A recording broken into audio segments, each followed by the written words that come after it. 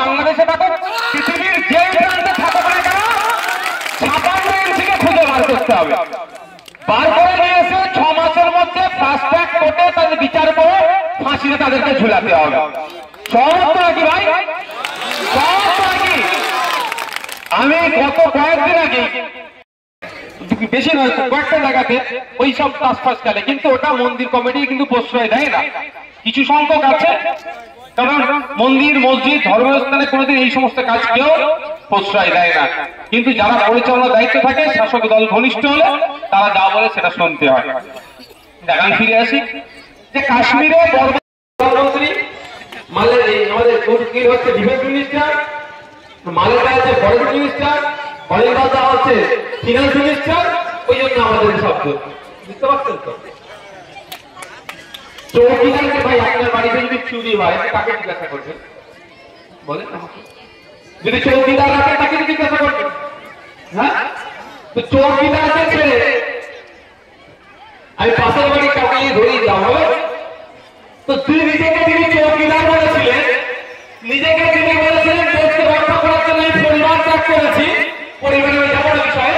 তাহলে আমার দেশে কেন পাকিস্তান থেকে এসে ঢুকলো, তার জবাব তো তাকে দিতে হবে। আর 7 দিন ধরে 6 দিন ধরে কি শুনছি, কিছু একটা বড় হবে। আমিও তো চাইছি পাকিস্তানের যে সমস্ত জঙ্গি সংগঠনগুলো আছে, বর্ডারের ধারে যে সমস্ত জঙ্গি সংগঠন আস্তানা কেটে আমার দেশে আক্রমণ করছে, একদম ওগুলোকে উড়িয়ে দেওয়া হবে। এটা কিছু একটা হবে। দেখলাম 14টা ইউটিউব চ্যানেল বন্ধ করে দিয়েছে পাকিস্তানে, ওরা নাচে ভেঙে পড়ে যাবে। কিছু একটা হবে, বড় কিছু একটা হবে। কিছু ভক্ত আছে না, দিনের শেষে কি দেখলাম ইউটিউব চ্যানেল বন্ধ করে পুরো আমাদের দেশে এসে অস্থিরতা তৈরি করবে, আমাদের দেশের মধ্যে হিংসা তৈরি করবে, আমাদের নাগরিককে শহীদ করবে, খুন করবে, আমরা তাকে পানি দেবো করতে পারবে তো না। কিন্তু পুলওয়ামার অ্যাটাকের পর শুনেছিলাম পানি বন্ধ করে দেওয়া হবে। তাহলে মধ্যিখানে চালু করলো তাকে, হ্যাঁ, যে রাতারাতি বিনা নিমন্ত্রণে বিরিয়ানি খেতে গিয়েছিল সেই আবার গোপনে হয়তো বিরিয়ানি পাঠাচ্ছে, পাকিস্তানের বিরিয়ানি ওনার পছন্দ হয়ে গেছে হয়তো, আবার হচ্ছে আমার পানি বন্ধ করে দেবো। এখানেও নাটক আছে, এখানেও নাটক আছে। অত সহজ নয় কি নাটক, আপনাকে আমাকে বুঝিয়ে ভুল বুঝিয়ে রাখা। আমি একটা বক্তার বক্তব্য শুনছিলাম, একজন এই বিষয়ের বিশেষজ্ঞ, আমার বক্তব্য নয়, বলছে আমরা যদি এই মুহূর্তে পানিটা বন্ধ করি তাহলে আমাদের 10 বছর টাইম লাগবে ওই পানিটাকে ঘুরপথে আমাদের দেশের কাজে লাগানোর জন্য। এটা নাটক হচ্ছে, ওসব নাটক করে লাভ হবে না। যারা মরো জঙ্গিদেরকে উড়িয়ে দাও। সমস্ত কি ভাই, তারা মানে সমস্ত নাকি যারা বসে আমার এই যারা মনে আছে, তারা স্বামীকে কি যারা খুন করবে তাদেরকে আমরা ছাড়বো? তাকে ছাড়া যাবে? তারা পিতাকে খুন করছে না শুরুতে, তাকে একটু ছাড় হবে না। কিন্তু দুর্ভাগ্য যারা নোংরামি করছে তৃণমূল তাদের কিন্তু ব্যবস্থা গ্রহণ করবে না। আমি বলে যাচ্ছি, রেকর্ড করে রাখুন। এই যে নোংরামি হচ্ছে তাহলে শুভেন্দু অধিকারী এখন জেলের মধ্যে থাকবে। বলছে নাকি ভাই, ও সকালে সন্ধ্যা তো হিন্দু মুসলমানের মধ্যে দাঙ্গা লেগে যাবে এমন কাজ করছে। সুকান্ত মজুমদার যে বলছে ঘরে অস্ত্র রাখো, দিলীপ ঘোষ বলছে ঘরে অস্ত্র রাখার কথা বলছে। আরেকটি মেয়ে দেখছিল ওটা এগিয়ে চলে গেছে ওদের থেকে, মানে রাজ্য সভাপতি নিয়ে আরো লড়াই চলছে। ও বলছে আমি সভাপতিটা হয়ে যাবো, যা একটা রিস্ক নিয়ে দেখি। ও বলছে কি 5 মিনিট আগে পুলিশ সরে যাবে, হ্যান্ড করবে, তারপরে দেখে নেবে, এইসব বলছে। ওগুলো থাকার কথা এখন দরকার জেলের মধ্যে। তো ওরা বাইরে থাকলেই তো সমাজকে মিশিয়ে ফেলবে। ওদের আমার অনির্বাণ দলকে একসাথে বসে থাকলে ওরা দেখে ওদের মুখ ফেটে যাচ্ছে। ওরা আমাকে অনির্বাণকে একসাথে বসতে দিতে চাইছে না, তো ওদেরকে জেলের মধ্যে রাখা দরকার। তো দেখেছেন এফআইআর হয়েছে, কেন হয়নি আমি তো জানি না এফআইআর হয়েছে কি। কারণ ওরা যদি ভয়ঙ্কর কথা না বলে আপনি ভয় পাবেন? আপনি ভয় পাবেন? আপনাকে ভয় দেখাতে পারবে না? কিছু মলি সাহেব ভাড়া করে বলবে 2026 আসছে, বিজেপি চলে আসবে, ভোটটা করে তৃণমূলকেই দিতে হবে। দেখতে পাচ্ছি না, এরকম বলছে কেটে ফেলবো, সে ফেলবো। দিনের সাথে ভোটটা পকেটে উঠতে হবে।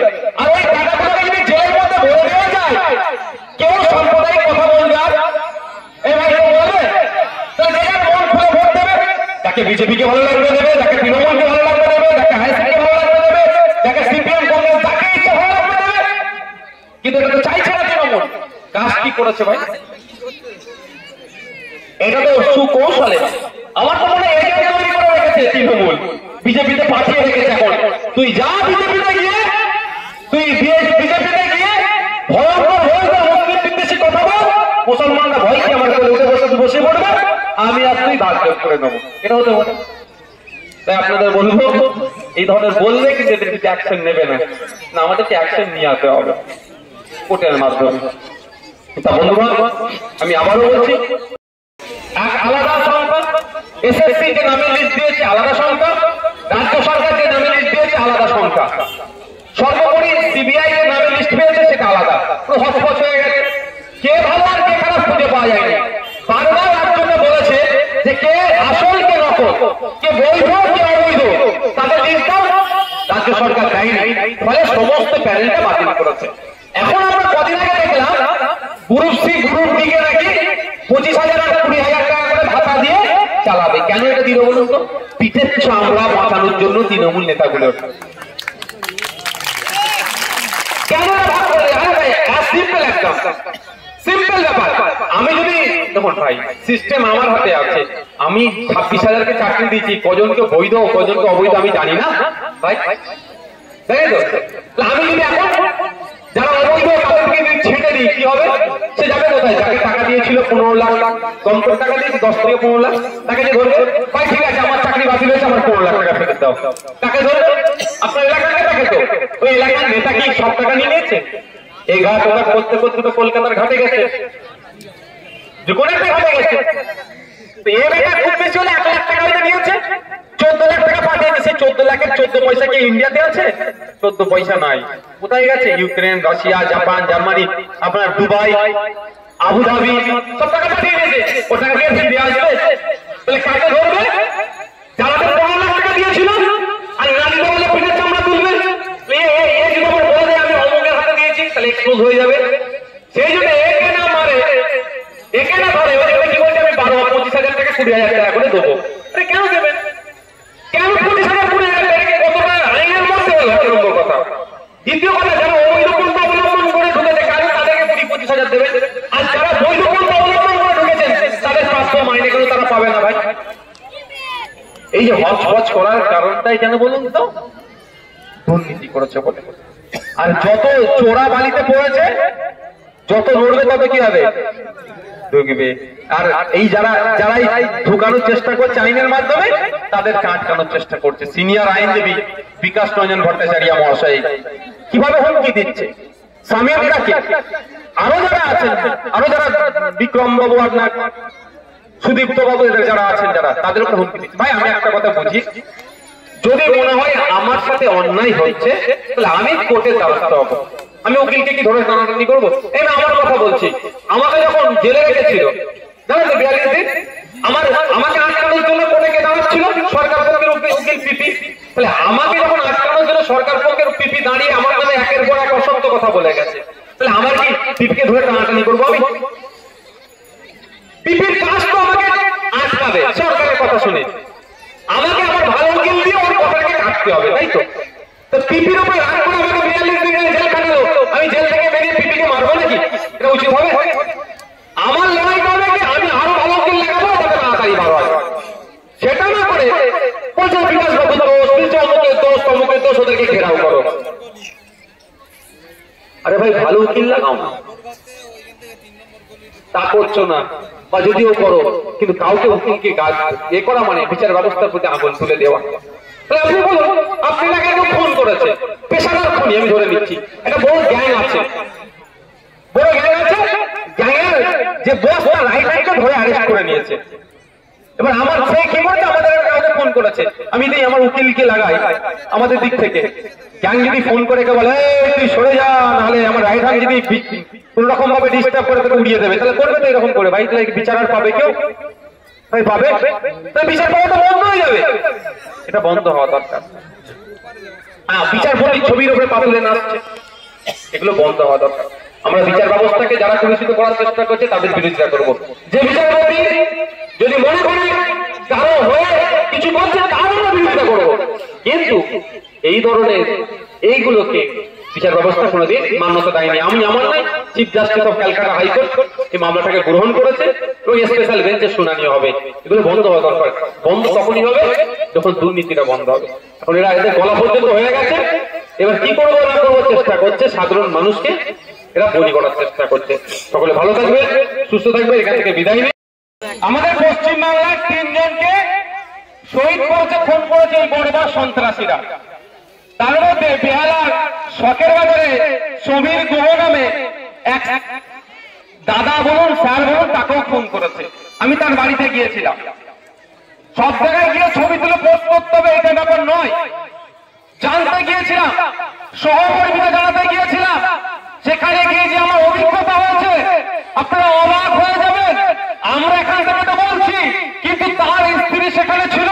তার স্ত্রী যে কথা বলেছে গায়ে কাঁটা দিয়ে দিয়েছে আমার, যে আমরা কোন দেশে বসবাস করছি যেখানে র ছিল, এনআইএ ছিল, স্টেটের আইবি ছিল, সেন্ট্রালের আইবি ছিল, মিলিটারি ইন্টেলিজেন্স ছিল, বিভিন্ন ধরনের আইবি থাকার উপরেও প্রায় 12 লক্ষ সেনা থাকার উপরেও প্রায় আড়াই বছর কি পাকিস্তান থেকে এসেছে, 150 কিলোমিটারের দূর থেকে এসে নির্বিচারে গুলি চালালো, আমাদের নাগরিককে শহীদ করলো, খুন করলো, আবার সে ফিরে চলে গেল। এটা ভেবে পড়া যায়? যখন পার্কের মধ্যে ঢুকেছে, পার্কের মধ্যে ঢুকে গেট লাগিয়ে দিয়েছে। তাহলে যারা টিকিট কেটে ঢুকাচ্ছিল তারা জানে না? বড় বড় হাতিয়ার নিয়ে এসেছিল, অনেক অস্ত্র শস্ত্র নিয়ে এসেছিল, ছোট্ট একটা বন্দুক পকেটের মধ্যে গুঁজে নিয়ে এসে বুঝতে পারবো না। কিন্তু AK-47 এই ধরনের বড় বড় অস্ত্র নিয়ে এসছে দেখতে পাইনি।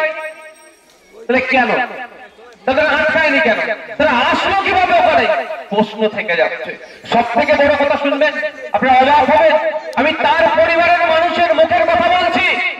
নিশ্চিতভাবে তার পরিবার আমার হয়তো ভিডিওটা শুনতে দেখতে পারে, যে যখন তার স্বামীকে গুলি লেগেছে তার প্রায় ঘন্টাখানেক পরে প্রশাসনের লোক এসে উদ্ধার করছে। মানে যারা অনেকে গুলি লেগে হয়তো বাঁচতে পারতো, কিন্তু প্রশাসন যথাসময়ে আসেনি। এবার হচ্ছে প্রশ্ন, প্রশাসন আসেনি না প্রশাসনকে আসতে দেওয়া হয়নি, না প্রশাসনের কাছে খবর পৌঁছানো হয়নি? এটা তদন্ত সাপেক্ষ। এই তদন্তটা করবে কে? আমরা ভুলে যাচ্ছি 2019 সালে পুলওয়ামাতে অ্যাটাক হয়েছিল, জঙ্গি আক্রমণ হয়েছিল, টেরর অ্যাটাক হয়েছিল, আমাদের দেশের 40 জনের অধিক সেনা শহীদ হয়েছিল। তারও তদন্ত কিন্তু এখনো শেষ হলো না। আমরা কেউ জানতে পারলাম না 300 কিলো বিস্ফোরক নিয়ে এসে আমাদের সেনাগুলোকে কারা শহীদ করলো, বা যারা শহীদ করলো তাদের কটাকে ফাঁসি দিল বা কটাকে জেলে রাখলো। ঠিক এটাও একটা প্রশ্ন তুলে দিচ্ছে। আমি গিয়েছিলাম 2 দিন আগে, তখন আমি গিয়ে জানতে পারলাম যে আমার যে সমীর গুহ দাদা, সমীর গুহ সম্ভবত যে দাদা, বা স্বপন গুহ, নামটা ঠিক আমার মনে আসছে না, স্বপন গুহ মনে হচ্ছে, দুটো কনফিউজ হয়ে যাচ্ছে না। ওই দাদার যে মোবাইলটা, ঘড়িটা বা আরো কিছু তার সাথে যেটা ছিল, কাশ্মীর থেকে বারবার অফিসাররা ফোন করছে তার পরিবারকে, ভিডিও কলেও দেখিয়েছে যে ওটাই আমার স্বামীর মোবাইল, ওটাই আমার স্বামীর ঘড়ি বা ওটাই পার্স, সেগুলো এখনো পর্যন্ত কিন্তু পাইনি। আমি 2 দিন আগেকার কথা বলছি। মানে বুঝতে পেরেছেন? আর এখন মোবাইল ছাড়া ভাই কেউ চলতে পারবে? উনি একটা সরকারি কর্মচারী ছিলেন, মোবাইলে ওটিপি থেকে শুরু করে বিভিন্ন ক্ষেত্রে মোবাইলের প্রয়োজন হয়। তাহলে বুঝতে পারছেন কেন্দ্র সরকার কতটা তৎপর, এখনো মোবাইল পর্যন্ত ফেরত দেয়। অপদার্থ সরকারের হাতে আমরা আছি। এই অনেকে বলছে না, অনেকে না, বিজেপি বলছে না হিন্দু খাতরে মেয়ে, সত্যিকারের কথা বলছি, এই বিজেপি আমলে হিন্দু খাতরে মেয়ে। নাহলে দেশের মধ্যে মাটিতে স্বাধীনতার 75 বছর হয়ে গেল, যে হিন্দু সব থেকে বেশি সম্প্রদায়ের মানুষ আমাদের দেশে আছে, সেই দেশেই হিন্দু মানে মানুষ আমাদের সমাজে সব থেকে বেশি জায়গায় আছে, বেশি অংশ জুড়ে আছে। আবার কাশ্মীরের মতো যেখানে প্রায় 12 লক্ষ সেনা আছে, সেই জায়গায় দীর্ঘক্ষণ ধরে হিন্দু আর মুসলমান দেখে দেখে গুলি করে শহীদ করলো, প্রশাসন কিছু ব্যবস্থা গ্রহণ করতে পারলো না। সত্যি হিন্দু খাতরে মেয়ে কাদের আমলে? বলুন না, এই বিজেপির আমলে, এই শুভেন্দু অধিকারীদের যে সরকার চলছে, কেন্দ্র সরকার, এদের আমলে হিন্দু খাতরে মেয়ে।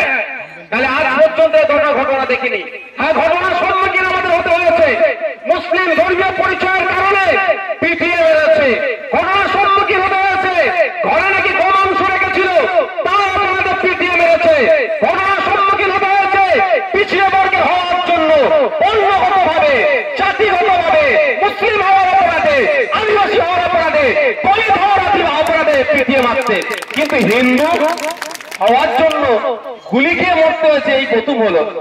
দেশ স্বাধীনের পরে এই প্রথম জঙ্গিরা এই ধরনের আক্রমণ করছে। তথ্য থেকে থাকে আমাকে দেবে, তাহলে কার মনে হয়েছে যে হিন্দুরা হৃদয় সম্রাট বলে নিজেকে প্রমাণ করতে চেয়েছিল? হিন্দুদের মানে ভারতবর্ষের সব থেকে বড় হিন্দুদের নেতা, হিন্দুদের দল বলে নিজেকে পরিচালনা করতে চাইছে সেই বিজেপির আমলে। আমার সম্পত্তি অনেক গবেষণা আছে, আমি সেখানে যাচ্ছি না। আমি ছোট্ট একটা সহজ সরল উদাহরণ দিচ্ছি। উদাহরণটা এটাই। আচ্ছা আপনারা বলুন তো, ওয়াকাফ বোর্ড নিজে মামলা করছে কত জানা আছে আপনাদের? প্রচুর মামলা করছে ওয়াকাফ বোর্ড। কোর্টের কাছে গিয়ে, জজের কাছে গিয়ে বারবার কান্না করছে, ওটা আমার সম্পত্তি, এখনো পাচ্ছি না, মাইলের তাড়াতাড়ি ব্যবস্থা করে দাও। ওর যদি এতই ক্ষমতা থাকতো তাহলে কোর্টকে যে বলতো না, নিজে সব নিয়ে চলে আসতো। ভাই এটা সহজ ভাষায় বললাম, এবার তথ্য দিয়ে বলি। পশ্চিম বাংলায় যে ওয়াকাফ সম্পত্তি আছে, এখনো প্রায় ৭৫,০০০ বিঘা সম্পত্তি ওয়াকাফ বোর্ড উদ্ধার করতে পারেনি। এখনো ৭৫,০০০ বিঘা ওয়াকাফ বোর্ড তার নিজস্ব সম্পত্তি উদ্ধার করতে পারেনি। রহিম চাচার বা রাম কাকার সম্পত্তি সে দখল করে নেবে। নিজের সম্পত্তি আমি উদ্ধার করতে পারছি না, আমি অন্য সম্পত্তি নিয়ে নেবো। এটা জাস্ট মিসগাইড, মিসলিড করা হচ্ছে। মামলা চলছে, সুপ্রিম কোর্ট পর্যন্ত মামলা হয়েছে, মামলা চলছে। আমার জায়গা আমি পাচ্ছি না, সুপ্রিম কোর্টকে গিয়ে বলছে আমি পাই, তার ব্যবস্থা করে দাও। আর এখানে শুভেন্দুর মতো কিছু বিজেপির নেতা মুসলিম হিন্দুর মধ্যে বিভেদ তৈরি করার জন্য তারা কি বলছে যে যেটা বলবে সেটাই মুসলমানদের বা ওয়াকাফের জায়গা হয়ে যাবে। এটা সম্পূর্ণ ভুল কথা। আমরা কেন এই আইনের বিরোধিতা করছি? মোদীবাবু বলছে তো আপনার ভালো করছে, এই তো মুসলিম মহিলাদের জন্য নাকি বলছে মোদী ভালো জিনিস করছে। মনে হয় মোদী মুসলমানদের ভালো করবে? মুসলমান ছেড়ে দিন, মানুষের ভালো করবে, সাধারণ মানুষের ভালো করবে, মনে হয় মোদীজি করবে?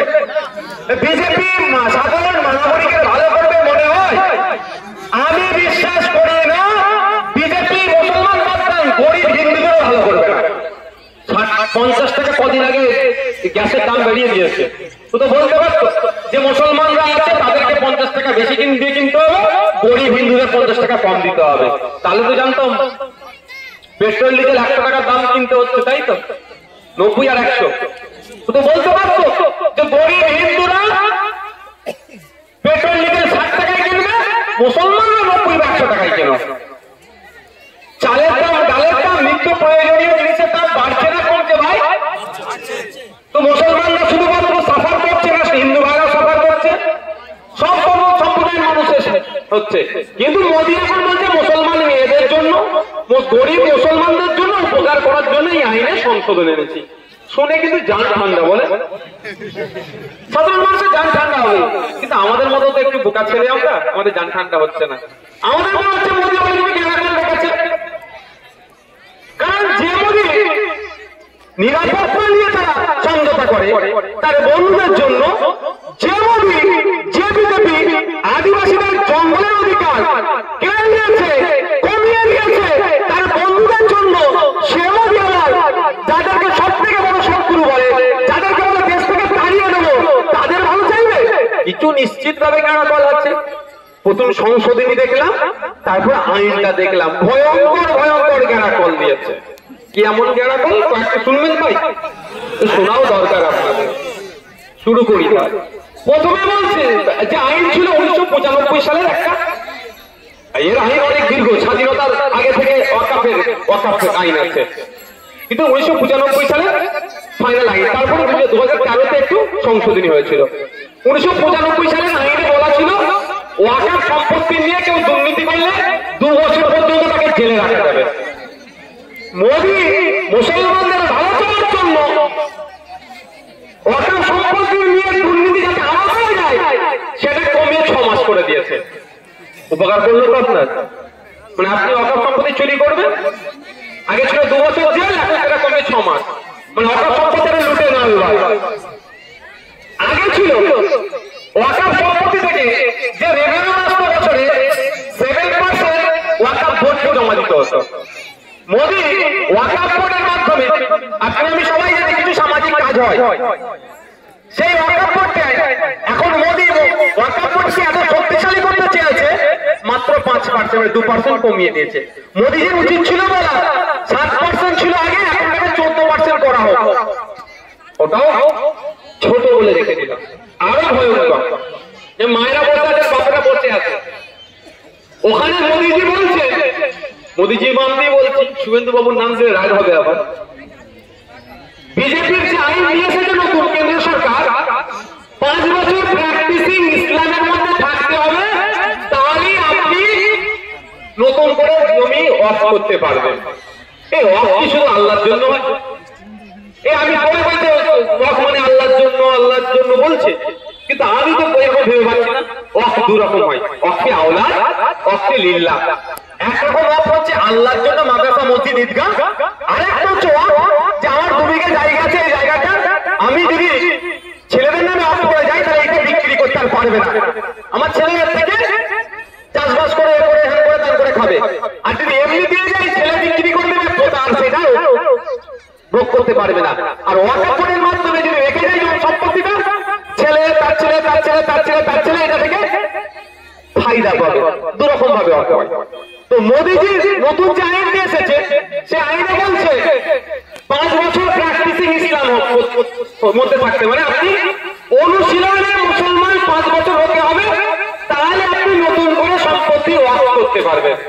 এবার ধরুন আপনি 5 বছরই এক ওয়াক্ত নামাজ কাজা করেননি, একটা রোজা ছাড়েননি, কোন আনার কথা বলেননি, আপনার চক্ষুকে আপনি হিফাজত করেছেন, লজ্জাস্থানকে হিফাজত করেছেন, হারাম খাননি, হালাল খেয়েছেন, মানে টোটাল একজন কমপ্লিট মুসলমান যেমন ডেফিনেশন হয় 5 বছরে আছেন।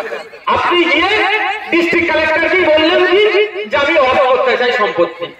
ডিস্ট্রিক্ট কালেক্টর আপনার মুখের দিকে আমরা তাকালো, মুখের দিকে তাকিয়ে বলো তুমি 5 বছর নামাজ পড়েছো, ঠিক আছে, তোমার কপালে দাগ নেই কেন? তুমি ফাঁকিবাজি করেছো, তাহলে আপনি কি অফ করতে পারবেন না।